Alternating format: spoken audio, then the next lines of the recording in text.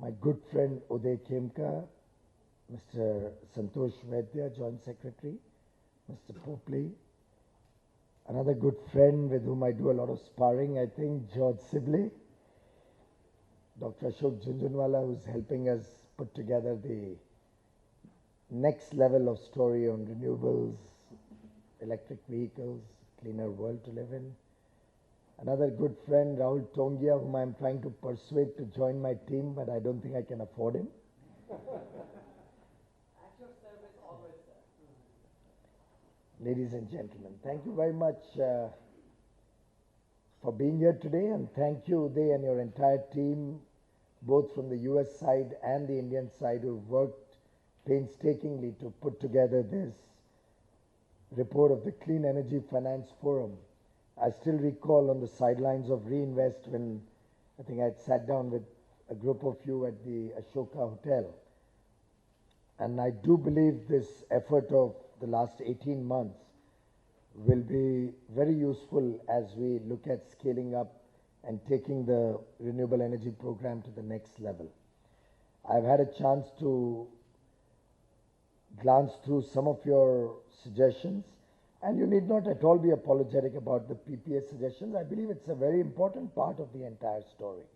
And I've just requested Secretary Kapoor and Joint Secretary Mr. Vaidya, if it is convenient for your team, post-lunch to spend some time with our people, because we've been having extensive stakeholder consultation on the PPA. And I would much rather that your suggestions are also factored in.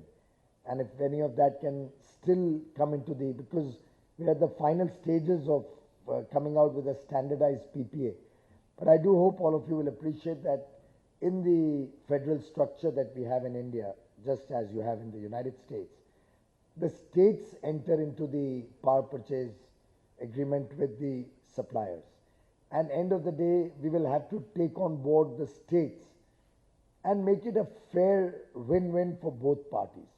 We can't load the agreement so much on one side that, as I was telling an investor who met me, I think a week or 10 days ago, that if I was to accept all these suggestions and recommendations that were made, I might as well raise a sovereign bond and finance it. I don't need any investors to come in and fund it through loans or equity or any of that.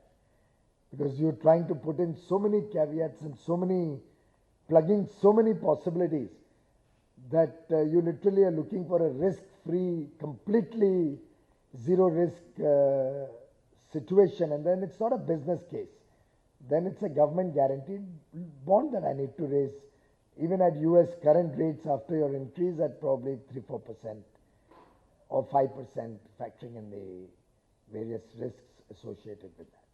So I think you'll have to balance out realism with idealism and come up with a story which is fair on both sides. A little bit of business risk is necessary. Even the Sun Group should take some risk sometimes.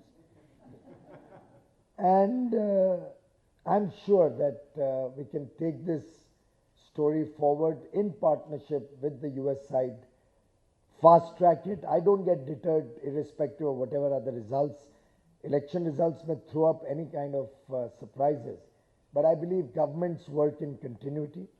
Policies are in continuum, they don't change, and very often a lot of things and rhetoric made before the election, usually the system takes over, and then the ambassadors and Mortons and Sibleys of the world prevail over us mortal politicians who come and go.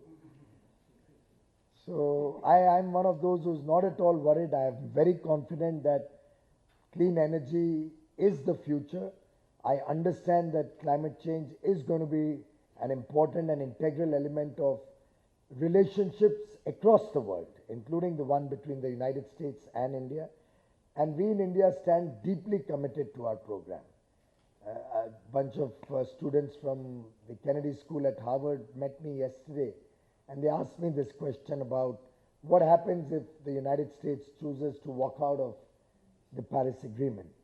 And my comment, of course, I cannot speak on behalf of the United States, but as regards India, I'm very loud and clear, and I'm happy to be on record, even on a public forum, that India has embarked on this mission out of conviction and not under any pressure. And I think the Honorable Prime Minister said it when the Honorable President of the United States was in India for our Republic Day celebrations, where one of the journalists had ventured to ask that about the US-India engagement on clean energy, and I remember Prime Minister's comment that this is an article of faith with India, with the people of India, with the leadership that is running the Indian government, and I believe it will remain an article of faith for years and years to come and decades to come.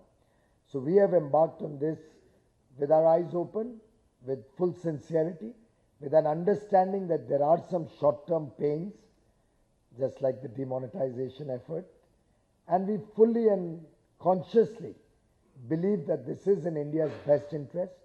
We believe that it helps India's energy security going forward and are totally committed to this program. Hence, I do wish and urge that this relationship, this engagement should continue with the same speed, same enthusiasm. We should not let that wane at all. And frankly, the last 2.5 years, and particularly after Ambassador Richard Verma came to India 2 years ago, and honestly, Your Excellency, I can't imagine 2 years have gone by. It's probably one of the fastest 2 years that have gone by. And at any point, and Ambassador and I have had a lot of, I wouldn't say duels, but a lot of exciting engagements and discussions. But it's been a wonderful relationship. I think that's the kind of friendships, that's the kind of true partnerships that define the long-term success of any program. The ability that I can say something to him and he can say something to me, or between our leaders, there's that free and frank exchange.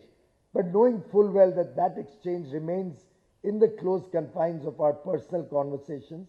But at the end of the day, we are working together to leave behind a better place to live in for our next generation. We are all working together for something which is in the interest of the human race, for all of humanity, and something for which both our leaders, President Obama, Prime Minister Modi, and all of us in both these teams are passionately committed and deeply, deeply involved in, and will make sure that this strong bonds of friendship that have evolved over the last 2.5 years will only strengthen in the years to come. And I do hope and wish and pray that this team that has engaged with us will continue to play an important role and continue to be engaged with the government of India, with all of us, so that we can truly get the benefit of all these wonderful work that this forum has done. I'm delighted that today we have also launched this initiative on the US-India Clean Energy Finance Initiative. I'm grateful to OPIC for all its support, and I'm sure both organizations will work together on the Indian side and the US side to fast-track action under this initiative. We should look at this only as the first step in a much larger engagement going forward. On our side, I would be happy to do anything that is required to make it mature quickly. And I do hope that all the stakeholders engaged in this partnership will continue to support each other and make the vision of President Obama and Prime Minister Modi truly happen successfully within the defined time frame. We value this relationship, and we do hope to continue to see this relationship only go from strength to strength, particularly with the guidelines set up in the last engagement in Washington and the declaration made on 7th of June 2016, which kind of laid down the contours of how we are going to work together in the days and years to come. I also am happy to share with all of you that Rural Electrification Corporation, REC, and Power Finance Corporation, PFC, have together committed to put up at least $50 billion of debt for the renewable energy sector. And we've also been trying to reduce the rates of interest. I think they're down to single digit levels for good companies and to between 10 and 11.5% for the others. Ideally, I would like to see single digit rates for all renewable energy projects. And I think that will also help us bring down the costs to under 4 rupees. Now my target is that this has to come down below 4 rupees. It's not workable. I'm not able to get any power purchase agreements because of even at 4.5 rupees now, with the pressure that the discoms have thanks to Uday. I mean Ujjwal Discom Assurance Yojana. You have actually become an integral part of the power ministry now. So thanks to Uday, there's a lot of pressure of performance on the state discoms, and they clearly need to see more attractive pricing in the days to come. So we will have to work together to see how we can bring it down sub 4 rupees. I do believe we'll have to encourage domestic manufacturing in a big way. That probably will remain an irritant in the US-India story, but we'll leave that for another day. But in the days to come, I am looking to expand the domestic manufacturing capacity, supporting it even more than what we have done in the past, so that we can look at a 10-15 gigawatt domestic solar manufacturing capacity. On wind, we have sufficiently good amount of capacity in India. But all told, on balance, this has been a wonderful relationship. This has been a wonderful partnership. And I do hope in the days and years to come, we will all work together. We'll all make sure that the promises we've made to our respective peoples and to all the people of the world in Paris will not only be met, but will actually be better. My best wishes to all of you for the season ahead. Merry Christmas and a very, very happy New Year. Wonderful years ahead for you and your families. Thank you very much.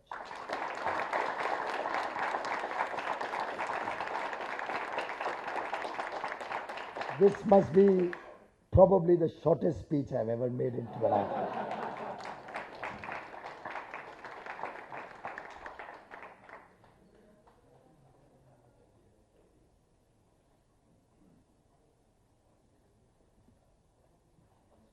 Thank you very much, sir. His Excellency Ambassador Richard Verma, Mr. Rajiv Kapoor, Secretary MNRE, John Morton, Mr. Khemka, Mr. Vaidya, and distinguished delegates.